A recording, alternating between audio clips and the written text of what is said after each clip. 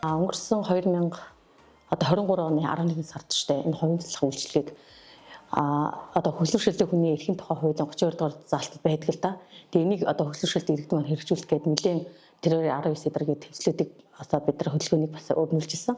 Тэгээ үүний үрээнд 2023 онд төрийн одоо албан хаагч мэрэгчлэнгүүдэд энэ одоо сургалтыг явуулж ирсэн. Ерөн энэ харааны бэрхшээлтэй болон тэг хөдөлгөөний бэрхшээлтэй хүмүүст энэ хувийн цэцлэг үйлчлэгээр зайлшгүй шаардлагатай төрийг нь мэдрүүлээд дараа нь бид нар хөдөлмөршөлтөд иргэдтэй бас сургалт явуулаад тэгээд одоо сайн дурын одоо 10 хүнийг бэлтгээд тэгээд яг энэхүү одоо яг хувийн цэцлэг үйлчлэгийг авч байгаа маань 2024 оны 11 сараас эхэлсэн. Ер нь л ингээд гадуур одоо дэлгүүрээр явах ч үгүй юм ажил руугаа явах нэг одоо төрийн байгууллагын хүмүүстэй одоо уулзах тийм ээ банк одоо санхүү одоо нэг сайхны үйлчлэгээр өөрчлөлөх хэдэргээд гадуур явах зайлшгүй салхинд гарах ч гэдэг юм уу те яг энэ үйлчлэгийг авах гингүүд нөгөө мөн хүүхдүүдээ ч гэдэг юм уу ханиагаа ч гэдэг юм уу те аав ээжээгээ дуудах яг иймэрхүү асуудал гардаг. Тэгээд тэр болгон яг бид нарын нөгөө нэг цаг тааруулаад те наацхал одоо эмнэлгийн үйлчлэгийг хэл өглөө эртөө те нөгөө нэг шинжилгээ өгөх те эмчтэй үзүүлэх тэгээ очир дараалтай байдаг. Тэгэл зарим хүмүүсээс нөгөө харааны бэрхшээлтэй гэж мэдхгүй те очир өмнөр дайрдаач гэдэг юм уу те тэгэхээр нөгөө дагуулж явж байгаа хүмүүс цагтай байдаг учраас мэдээж те нөгөө хүмүүс нь хахарчилдаг. Тэгээ нэг бодлын гэр бүлтэй дараасан болоод байгаа юм шиг те тэгсэн мөртлөө бид нар чинь өөрөө одоо нийгэмд амьдарч те бас өөр хүүхдийнхээ өмнө бас тодорхой хэмжээний үүргээ гүйцэтгээд баймаар байдаг. Тэгээ иймэрхүү нэлээд одоо сэтгэлийн ч гэдэг юм уу ийм асуудлууд бол маш их тохиолддог гэсэн. Тэгээд яг л нэг орчин тойрны гэр бүлийн хүмүүс маа л яг бид нарын төлөө санаа зовдөг зовнилттэй. Тэгээд за гэр бүлийнхаа хүмүүст яг энэ бүх байдлаа харагдуулахгүй бол за яах вэ зүгээр те болондоо гэж иймэрхүү хандлагаар байж. Яг энэ хувийн цэцлэг үйлчлэгийг авснараа миний хувийн цэцлэг ирнэ маргааш өдөө 9 цагаас ажиллагаа хөрвүүлчих нэ те би одоо гадуур дэлгүүрээр яваад хувийн цэцлэгтаа сонирхсан юм одоо ер нь дэлгүүрт ямар хувийн байна уу те барьж үдээд дуртай юм аавна гэл яг иймэрхүү байлгаа сэтгэл санааны хувьд маш их өөдрөг тийм ээ яг тиймэрхүү мэдрэмжүүд байдаг. Тэгээд наад зах нь л одоо нэг гадуур алхмаар байдаг те яг тэр үед би хэнийг дагуулж харах вэ сэтгэл санаагаа хинтээ хуваалцах вэ гэдэг юм уу те яг энэ зүйл хувийн цэцлэгээ дуудчих юм сайхан агаард ингээд алхах эдэргээд яг иймэрхүү юмнууд л айгүй сайхан мэдрэмжийг төрүүлчихсэн. Хувийн туслах хийхэд бол уулын давгүй ер нь боломжтой. Тэгээ миний хувьд мөн л энэ хувийн цэцлэг сургалтанд суугаад тэгээд мөн анх хөтлөж эхэлсэн. Зов зовтой үед өөр тохируулаад ажиллаа зохицуулаад хүнийг хөтлөөд хийгээ явчихна. Амралтай ер нь бол айхтар хүний гарт баригдаад байхгүй. Зав зовтой тийм үед би завтай шиг юм уу завтай шиг хоорондоо ярилцаа цаг авчихна.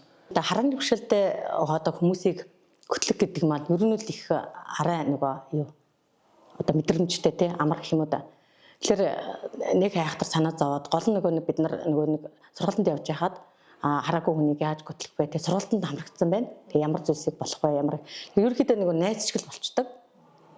Тэгэхээр л нөгөө хүмүүс маань ч их чахт шиг болоод тэгээ бие биендээ тэгээ ерөнхийдөө нууцыг чамдлан хадгална гэдэг үднээс яг л нөгөө харааны бэрхшээлтэй хүмүүс, ерөн хөдөлмөршөлтэй хүмүүс маань аливаа юмд маш үнэнч байдаг. Сэтгэлээсээ юм их юм.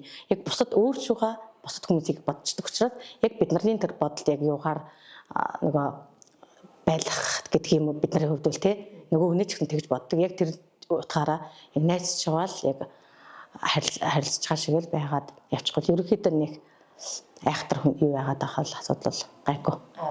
Тий. Анх ч одоо нэг битэр ойлголцохгүй байсан үуч нь ер нь бол бараг байхгүй. Бурмаад нөгөө хилждэг. За одоо ингээд хурал болно.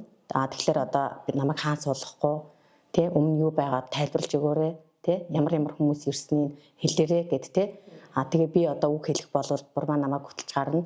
Мэдээж бид нар нөгөө алганы юун дээр болохоор тий яг хүмүүс рүү яг чиглэж харсан байх тий тэгшин байдлах яг энэ бүнүүдийг баг тэгээ хоол нөгөө нэг идэхэд тийм ээ нөгөө цагийн зүгийн байрлалаар нөгөө хоолыг маань хэлж өгнө. Одоо 12 цагаас 3 цагийн хооронд будаан байна тий 3 цагаас 6 цагийн хооронд махан байна. 6-9 хооронд тийм ээ гачрын байна гэд тэгээд 9-12 цагийн хооронд ногоон байна гэдэг юм тий яг ингээд нөгөө хэлээд өгөө тэгээ баруун гарчлан цайн байна гэх ингээ хэлээд өчгөл бид нар яг тэр юугаа тархинда буулгаад өөртөө хариндаа хоолоо идээд тэгээ ерөнхийдөө яг энэ юмнуудыг ингээд эхнээс нь бас хэлээ сургалтын дээр ч гэсэн ярьжсэн тэгээд яг заасан болохоор яг энэ бүгдийг хажууд хэлж өгöd яах. Тэгэхээр тэр нь болохоор хүмүүстэй цугтаа сууж байгаад нэг санаа зовоод ичээд яана би одоо гадар насгачих болоо тий тэр чи болоо гэж санаа зовох бас юм айц гэдэг юм уу тий ичих тиймэрхүү юм бас байхгүй гэг болчихдог. Бид одоо би ч өөрөө бас удаж байна тий тэр чи танилцж байгаа. Тий нэг сард нөгөө гэр бүл нөгөө хөвлийн газар шүү дээ тий. А тэн дээр нөгөө Брайлсгийн сургалт явуулсан. Тэн дээр бурмаа маань яг 14 хоног хөтлөөд тий. Тэгээ надад яг хэрэгтэй зүйлс материалуудыг ортуулж өгөөд тэгээ гэрээс ирж аваад яг нэг өвлийн улирал байсан. Тэгэхэд яг бүтэн 14 хоног штэ. Тэгээ 8 цагийн сургалтын дээр хамтдаа байсан. Мөнгө нь хэрэв өдөр гэл тэгэл цагаараа бодогдоод явдаг. Нийгмийн даатгал төлөгдөв. Ер нь бол өөрийн зовчлоо өөрөө хийчих боломжийн ажил гэж хэлсэн би. Энэ хүнд сэтгэлдээ хандчихсан гэсэн үднээс хүнийг хөдөлж явах ёстой л гэж би боддог юм. Бүрэн хараагүй тэрхцэртэй тий сонсогдсон бэрхшээлтэй яг энэ одоо хүмүүст бол маш их шаардлагатай. Одоо энэ маань одоо санхүүгийн хувьд жоохон бага л байгаа л да. Тэгээ одоо бид нар баг гэхүүгээр ямар ч гэсэн эхлэлтийг бол ингээд тийм ээ манай чад өгс дарга маань энэ 2 жилийн тий энэ санхүүжилтийг бас ингээд шийдэд явсан. Өмнөх жилүүдэд бид нар 19 оноос яг энийг хэрэгжүүлээсэ гэд тий одоо дуу хоолой болол болсон ингээд төсөх хааны байгууллагад ярьжсэн. Тэгээд одоо энэ баруурсан мэдсэг дарга маань харин үйл ажиллагааг дэмжиж тэгээд энэ үйлчлэгийг явж байгаа маш том одоо ажил. Тэгээд ер нь энэ туслалцааг авах зайлшгүй шаардлагатай манай аймагт нэлээд олон хүмүүс байгаа. Одоо зөвхөн намайг хөтлөө явж байгаа те хүй чи хувинсалтай болсон байж те бид нар хизээ орох юм бэ те яг энэ одоо хүмүүс маань хөлсөршөлтөг хүмүүс маань ерөнхийдөө над руу яриад асууж байгаа. Эхний ээлжийн туршилтын цугмаар бид нар ингээ 2 хүн дээр явж байна. Тэгээ санхүү мөнгө нэмээд ирэх юм бол хүмүүсээ бас энэ үйлчлэгэндээ олноор нь хамруулнаа гэдэг зөвлөмжийг л хүмүүстэй хэлээд явж байгаа. Одоо жишээ нь бид нарт одоо бичиг үсгийн тий боловсралтай хүн байлаа гэхэд тийм ээ компьютер дээр бас юм маань уншаад тий юм байна гэдээ утсан дээр ч юм уу ингээд жоохон мэдлэгтэй дээр нь бас нөгөө залуу одоо хүмүүс байвал их зүгээр. Гэхдээ одоо энэ юун дээр бид нарын энэ одоо хувинцлага үйлчлэгийг бэлтгэх одоо бэлтгэх гээд яг тийм хүмүүс бол хараахан бас ховор байгаад байгаа. Тэгэхээр нэг талдаа яг энэ хувинцлагууд аваад байгаа нөгөө ээж аваагаа нэлээ хасарч ийсэн тий. Айлсгөл нөгөө хөгжлийн бэрхшээлтэй хүүхдтэй ээжүүд тэдний мэдрэмж арга бас нэлээ илүү яг нөгөө баруун зүүн тий дэшээ доошоо тэгэл энэ хүнд юу хэрэгтэй байна уу гэдгийг яг маш их мэдрэмжтэйгээр юу яадаг юм лээ. Мэдэрсэн олон жил асарж байгаа хувьд ер нь яг 40 наснаас дээш насных нь араа завтай 50 насных нь араа завтай юм уу даа л гэж би бодсон.